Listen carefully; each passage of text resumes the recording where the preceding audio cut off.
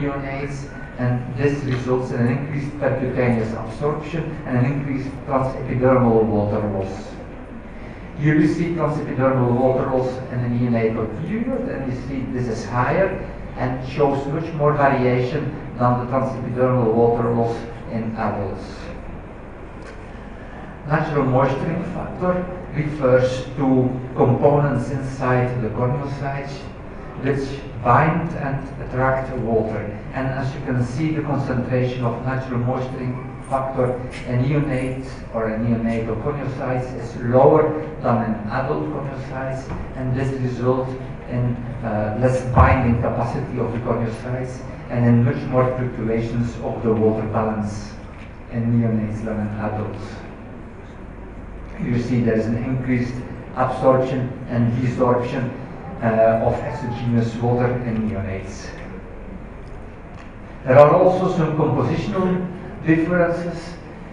Here you see that the sebum secretion is lower in infants than in adults, except for the first 2 weeks.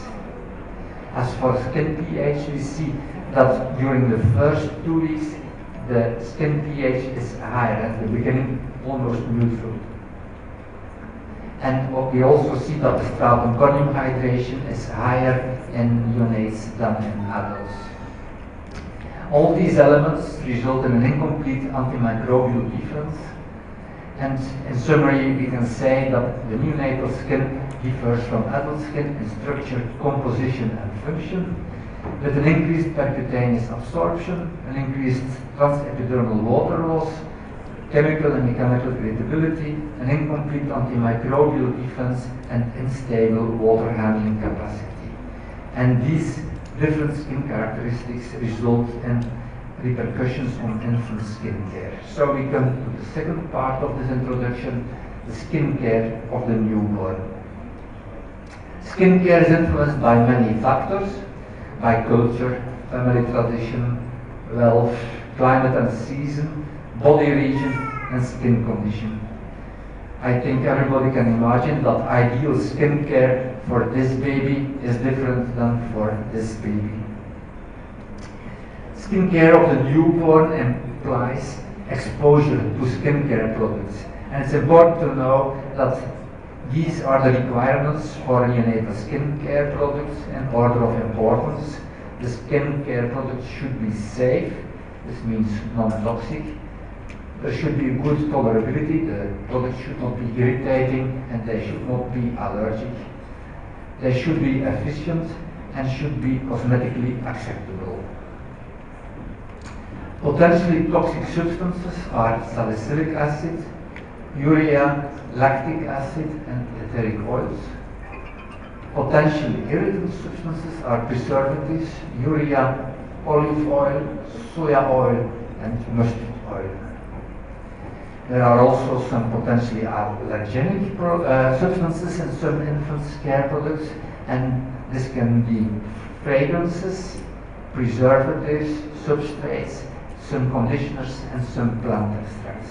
And from this study it's clear that skin care products are the most important source of contact allergies due to cosmetics. So we come to the recommendations from a European Round Table meeting regarding bathing and cleansing in newborns from day 1 to the first year of their life. The first recommendations were published in 2009 and they were revised in 2016. In this slide and on the next slides you will see in the first column the revised recommendations, with in bold the changes in content between the original and the revised recommendations. In the second column you will see the strength of evidence, and in the third column the strength of recommendation. Here we see the recommendations on the first cleansing of the full-time newborn. So the recommendations are that the baby can be wiped immediately after birth, preferably with a dry towel. The timing of the first bath should be according to local culture. First bath should be conducted only once newborn's temperature has stabilized. and healthcare workers should ideally use gloves for first bath. If the panel agrees, I will go on with the recommendations and then we can discuss this later on. So the recommendations on routine bathing of newborns and infants tell us that bathing of newborns can be carried out with no harm to baby. Bathing may begin before umbilical cord has fallen off. Bathing is preferable to washing with a cloth. As part of an evening routine, bathing may be considered to help improve sleep. In newborns, bathing should last 5 to 10 minutes, and bathing should be conducted at least 2 to 3 times a week or as often as local culture requires. Bath should be located in a safe place. Microbiological contamination should be avoided by keeping bath and bath toys clean. Water temperature should be 37 to 37.5 degrees. The depth of water should be to the infant's hips, which is about 5 centimeters. Washcloth may be used to cover or splash water onto belly to maintain body heat. Room air temperature should be 21 to 24 degrees Celsius. Babies should be left alone in the bath, and if oils are used, a mat should be placed in the bath, which should also be disinfected regularly. Babies should be immediately covered with a towel and patted dry after the bath. Babies should be immediately covered after drying. An emollient or a protective ointment can be applied for physiological skin dryness, and any pathological damage should be referred to an appropriate medical profession. Some additional comments. Vernix gaseosa should be left on for at least 6 hours, and even better until the first bath. Bathing is superior to washing for term infants and has psychological benefits for the infants and parents, and immersion bathing is superior to washing for term infants as there is less heat loss, less fluctuation in vital signs, and less transepidermal water loss, and there is no impact of immersion bathing on cord healing. However, bathing is not innocuous, so it's potentially dangerous to premature infants, as it can cause significant increases in heart rate, cardiac oxygen demand, and frequency of behavioral motoric cues, and significant decreases in oxygen saturation. Mineral oils or selected vegetable oils can be added. However, olive oil, soybean, and mustard oil should be avoided as they are detrimental to the skin barrier integrity. So, which oil to be used? Well tolerated are almond oil, sunflower oil, evening primrose oil, and paraffinum liquidum. Soybean oil, mustard oil, and olive oil can cause barrier impairment. Peanut oil and olive oil are potentially allergenic, and tea tree oil, sage oil, and eucalyptus oil are potentially toxic. Antiseptics can be added for special purpose, and then you can use potassium permanganate or chlorhexidine. What about liquid cleansers when bathing infants? The use of appropriate liquid cleansers may be superior to the use of water alone. Liquid cleansers should be mild and should not alter the normal pH of the skin or cause skin irritation. And liquid cleansers that contain an emollient may have additional advantages, particularly in babies and infants at high risk of atopic dermatitis, as we heard from our other speaker. Do we have to use a soap or a singlet? The soap has a high pH and causes an increase of pH, resulting in an activation of serum proteases and a barrier impairment. Soap tends to dissolve the lipid bilayers of the stratum corneum, and soap together with hard water results in the formation of calcium salts and causes skin irritation. Singlets, on the other hand, have a skin neutral pH and contain milder tensids. There's clinical evidence from several studies that mild cleansers do not affect the function of the acid mantle. Cleansing with a synthetic or a mild liquid baby cleanser is comparable to the use of clear water as for pH, dilapidation, and transepidermal water loss. And daily use of synthetic does not have negative effects on normal skin in infants. As for the impact on the skin microflora, synthets do not favor the colonization with pathogenic microorganisms. Cleansing with water and soap does not contribute to the reduction of colonization with pathogenic microorganisms. There's no influence of different cleansing routines on bacterial colonization, and there's no difference in microflora between synthets and soap. Emollients are very important, and they can preserve, they can protect and enhance the infant skin barrier by supplying the meconium with water and lipids, and by helping to inhibit water loss. Emollients also supply lipids to the epidermal keratinocytes, where they are very useful. So the recommendations according to the liquid cleansers for bathing are: the baby skin may be cleansed with water alone or by adding an appropriately formulated liquid cleanser. Parents and caregivers must read carefully the product instructions, and products supported by robust clinical data should be selected.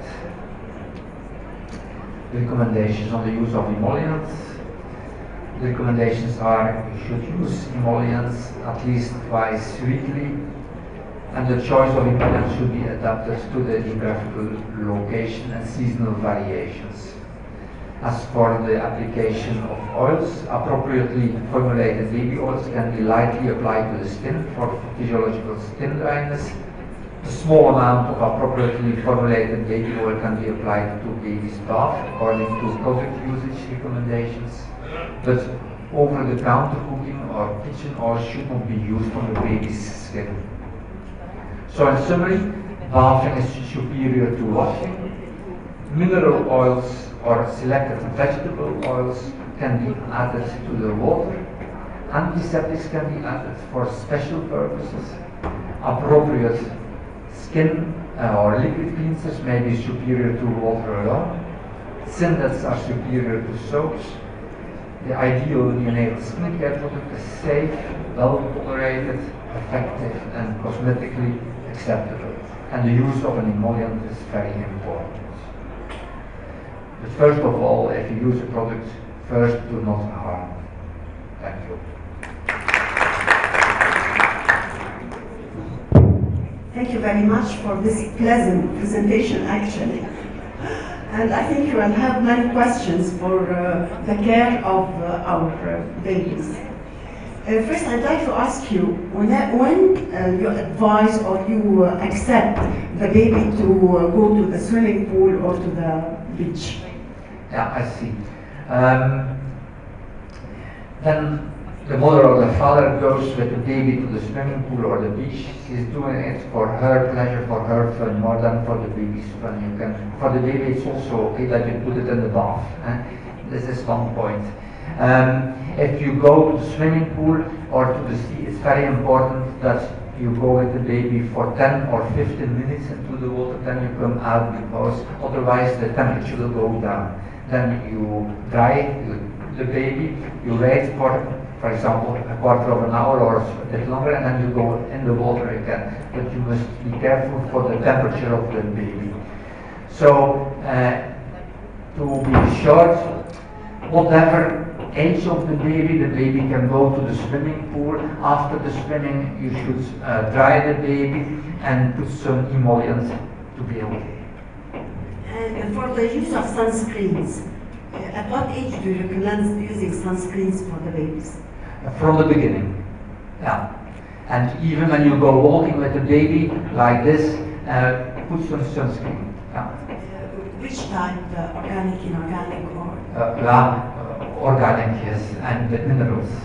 Minerals. Yeah. Those containing titanium dioxide or 50 plus maximal protection. And you try not to have the sun on the baby, yes. But even when the baby is in the shadow, then even you have to put the sun in. just want to ask you, how we can minimize the diaper rash in just small children? Yeah. I can go through this if you want. I have some more slides about it. There is the prevention of. No, just we discuss it. Yeah. So that's the slides. We want to make an interactive. Okay. You ask us, we answer. Ask you. Okay. Great. So you asked me about the diaper rash. Yes. How to minimize? Yeah. Firstly, you have. Diaper rash. The contact with diaper. Yeah. There is the prevention first, and the prevention means that you have to use the diapers, the super absorbable diapers. Then you also have the fact that you better put an emollient to protect the skin of the baby in the diaper area. And then if there is a skin rash, then you have to treat. And treatment consists of an anti-candida product. If the skin rash in the diaper area is present for longer than 3 days, there's always a candida sugar infection of the irritant diaper dermatitis, and then you have to use the anti-candida element in your treatment. There is some discussion about the use of corticosteroids for a severe diaper dermatitis.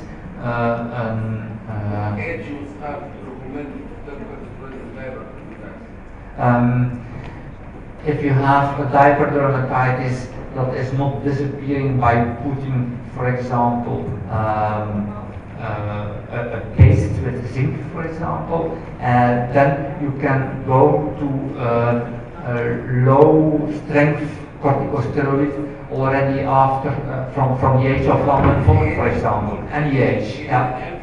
Even in infants, I use it without any problem. You can't use it too long, for a too long time. Did you recommend to prevent the labor to be used 2 days, 3 days until the skin becomes calm and the treatment? Yeah, instruct. I mean that you sometimes instruct the mother don't use the synthetic diapers like that, we call it heel pampers. And leave it without any diapers, and then after the baby cured, we can use, like that Dr. said, the underwear, the cotton underwear, then the diapers above.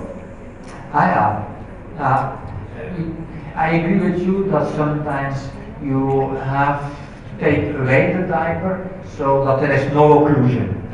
And for example, in premature infants, when we have a diaper dermatitis, we put the baby on this side, and then we put light on the buttocks to get it dry, and no diaper there. So not putting the occlusion there can help in healing the diaper dermatitis. And then using a cotton cloth, that we do not use, we are not used to doing that. No. Can I ask a question? Yes. Before asking, I would like to congratulate you for the football team who defeated UK yesterday 1-0. Thank you. 1-0, yeah? Yeah. It was a very nice match in a way. We use emollients for the newborn babies. You prefer emollients which is semi, or emollients optimized, semi-optimized, or emollients with NMF, natural moisturizing factor. Because you know, at birth there is flag-end defect naturally, and so the end product NMF is defective. So can we substitute this with emollients, prophylactic? No rash, no dermatitis, nothing. With NMF, something topical application upregulating like phosphoric acid and others, or ceramide or both. Yeah. Well, there is discussion about doing this. Yeah. And which type of emollient you prefer? Well, I prefer petrolatum, just petrolatum for hydrating the skin. and keeping the skin in a good condition. If, for example, Petrolatum is occlusive. Occlusive. it You works. need to keep the hydration, Yeah. to keep the water. Yeah. Why not to substitute the defective parts in the barrier which is present physiologically and normally in newborn babies? You need to use emollients, optimized ceramides, or emollients with NMF. Yeah, well, I'm not used to doing it. Maybe you have experience with it, but I don't know how you can do it practically in daily practice. Daily practice, the mothers, when they came out with their children, when they change their the diapers, they apply something like a washing. Yeah. What emollient you prefer to use? Well, we use. You know the products of Mastella and other things, you know, these Yeah. vitamin barrier and these things. Yeah. But I'm not talking commercially. Yeah. I'm talking on scientific basis. Which emollients the mothers should do? Yeah. Well, theoretically, you can increase and lead natural moisturizing factor for having a better water balance in the stratum cornea. But in practice, at this moment, I do not see how you can manage this. And the way we do it at this moment is by preferably putting a layer that is protective. So petrolatum is protective against noxious agents. It diminishes the evaporation of water and interferes with transepidermal water loss, which is higher in neonates than in others. And we don't put any other active product inside the screen.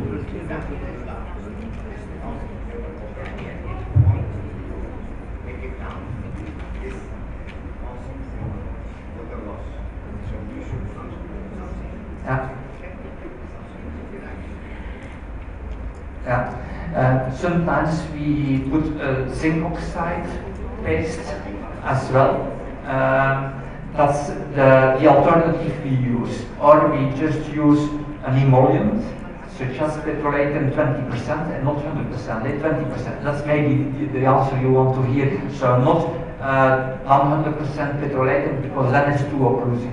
But 20% petrolatum and Dutch it's non-metal cream, I don't know in English. So 20% of petrolatum cream we use as a protection. It is protecting, it is limiting transepidermal water loss, but it's not completely blocking all going in and out of water and substances. Yeah, I agree with you that you can't use 100% petrolatum, no.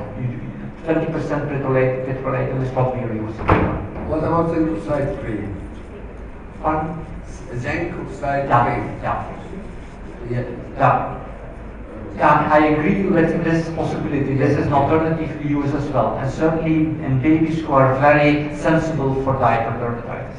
About the hair, do you recommend to wash the hair of a baby with the shampoo, non-irritating, non-preservative, non-shampoo, or just a mild scent, something like that? Yeah, just a mild thing. We've heard some instructions about it in the last lecture, and the principle must be first do not harm. So I prefer water with a very mild product eventually, but no more than that. Yes, doctor. Okay, doctor. You have said we shouldn't use olive oil. Yeah. As a mother and as a doctor, I use zinc olive, and it's very good for my baby. And how? Sorry, I can't understand why you shouldn't use olive. I found it's very good. Yeah. And when you add it to zinc, it's very good. And after the bath, I put it. It's extremely very good and nice for the baby. Whenever I speak about olive oil and the detrimental effect on the barrier function of the skin, I always get this comment from the room. Can I make a comment? Yeah, please. Do you know that olive oil, it contains certain acids and sometimes its pH is an acidic medium. So it sometimes be irritating if you use alone. But sometimes, but in manufacturing this,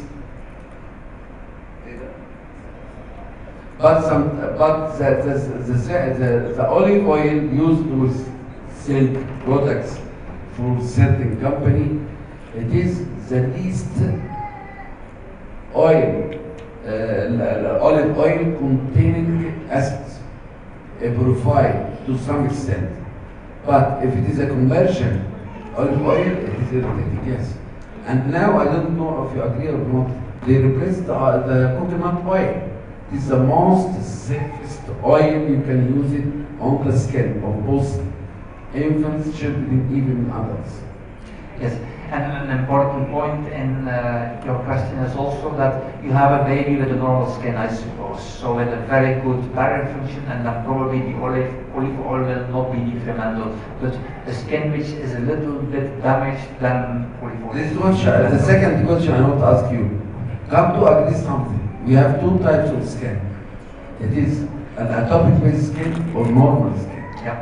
So I think this is the care for normal, non-atopic skin. Yeah. That's right. Yeah. But what about the atopic skin? What we can use it as a napkin, and they are they susceptible to high incidence of napkin dermatitis, even just mild wetness. If you forget the napkin for 1 hour something, it will produce catastrophe. And what about the babies which use there's some babies with short neck, it needs some emollient, something antexally in the neck.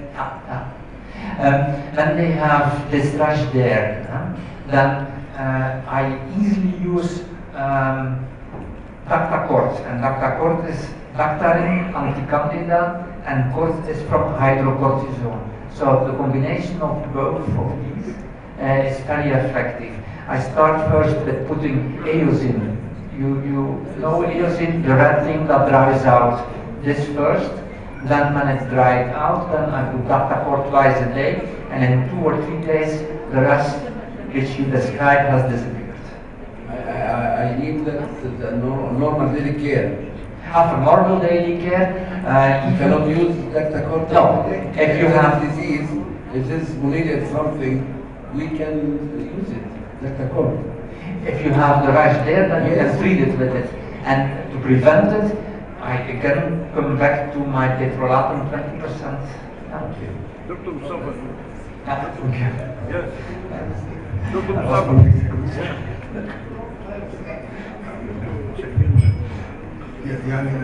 I think